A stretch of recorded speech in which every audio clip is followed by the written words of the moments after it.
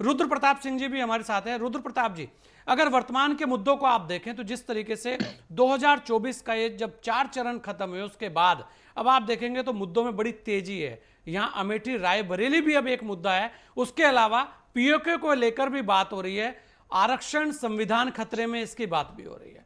तो रुद्र प्रताप जी, अगर हम देखें जो इंडिया गठबंधन है, जिस तरीके से इंडिया गठबंधन के जो मुद्दे हैं, जो पहले मुद्दे थे, और या एनडीए के जो मुद्दे हैं, दोनों मुद्दे बदलते नजर आ रहे हैं। वर्तमान में जो पूरा चुनाव है रुद्र प्रताप जी, वो 2-3 चीजों पर फोकस कर रहा है। अगर पूरे देश की अगर हम बात करें तो बहुत ज्यादा चर्चा अगर हम देखें तो अमेठी और रायबरेली को लेकर है। उसके अलावा संविधान खतरे में, ये तो लगभग हर जगह हर मीटिंग में आरक्षण और संविधान को लेकर बात हो रही है। इसके अलावा अब जो नए नए मुद्दे आए हैं, अब पीओके की बात भी हो रही है। तो आपको क्या लगता है कि इस बार जो बाकी के 3 चरण हैं उसके अंदर और क्या नए नज़ारे पेश हो सकते हैं, और कौन से नए मुद्दे यहां पर आ सकते हैं? और जो इंडिया गठबंधन है, क्योंकि यहां गठबंधन के अंदर जो राड़ है वो लगभग हर जगह है, क्योंकि अभी आप देखेंगे कि दिल्ली के अंदर एक इतना बड़ा मामला हुआ जिसे लेकर हर कोई एक दूसरे से बचता रहा। अगर यही कहीं और होता तो बहुत सारे तीर चल जाते, लेकिन फिर भी रुद्र प्रताप जी क्या कहेंगे आप पूरे मामले को देखते हुए? जी जी संजय जी नमस्कार। मेरी आवाज आ रही है? जी जी जी आ रही है।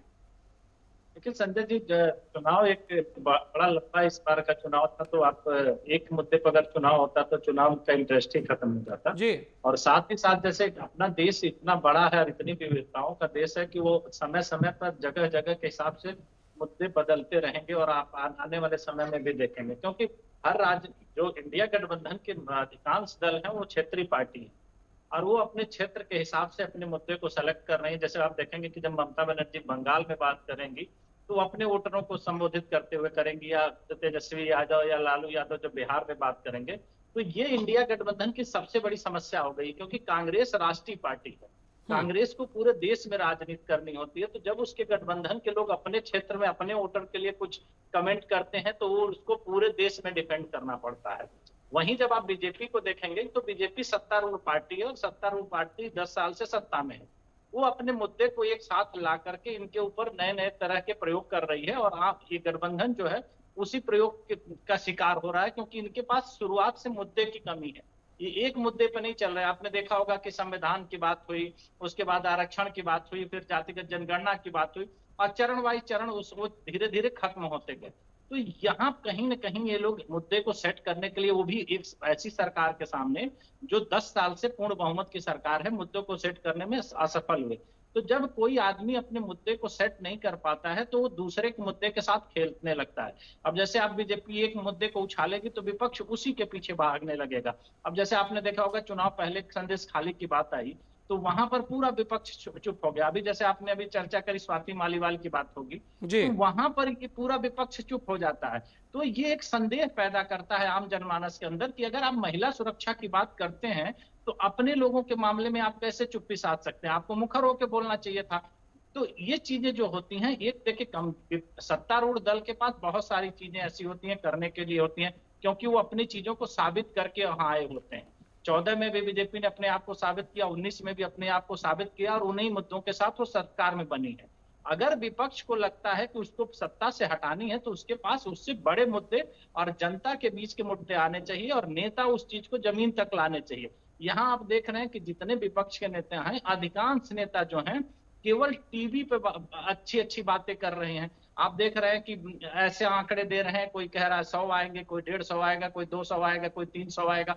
तो ये तुक्केबंदी और तुक्केबाजी से काम नहीं चलता है। राजनीति में जो बड़े नेता हैं उनकी सीरियसनेस जमीन पर देखनी चाहिए, क्योंकि उनकी बातों के उनके कार्यकर्ता, उनके वोटर उस पर बड़ा ध्यान देते हैं। तो अगर आप मजाक तो चल नहीं रहा है, ये चुनाव चल रहा है, चुनाव में गंभीरता। जहां आपने बात करी रायबरेली और अमेठी की, तो बीजेपी की तो देखिए स्ट्रेटजी इसी तरीके से थी कि ये आकर के राहुल गांधी को रायबरेली और अमेठी में फंसा लो, और उन्होंने ये चीज को कर दिया।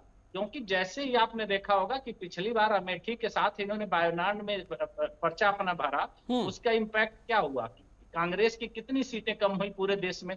दूसरी चीज, अब जैसे इन्होंने वायनाड का चुनाव खत्म होने के बाद अमेठी छोड़ करके रायबरेली में आए, वैसे मैसेज बदल गया। अगर आपको आना था तो रायबरेली आते, और दूसरी एक, जैसे आपने देखा होगा कि प्रधानमंत्री जी ने भी अपने भाषण में इस बात को कहा, मैं भी इस बात को बहुत जोर से कहता हूं कि अगर सोनिया जी को राजनीति से संन्यास लेना था तो राज्यसभा में आने की क्या जरूरत थी? लोकसभा तो लड़ के जा सकती थी। आप राजनीति में भी हैं तो सेफ्स क्यों प्ले कर रही हैं? अगर आप बड़े नेता हैं और बड़े नेता चुनाव से भागने लगेंगे तो छोटे नेताओं का तो मनोबल गिरेगा ही। तो सोनिया जी ने पहले राज्यसभा में जाकर के मनोबल गिराया, दूसरे राहुल गांधी अमेठी छोड़ करके जैसे ही वो आते हैं रायबरेली, वैसे उनके कार्यकर्ताओं का मनोबल गिरता रुद्र है। प्रताप जी, और अगर जी, बोलिए बोलिए, और चलिए। अगर इस बात में बीजेपी वहां सफल हो जाती है रायबरेली से चुनाव हराने में राहुल गांधी को, तो आप आने वाले समय में देखिएगा कि क्योंकि जैसे ही अमेठी राहुल गांधी हारे थे, विधानसभा के चुनाव में उत्तर प्रदेश में 2 सीटों पर सिमट गई है कांग्रेस पार्टी।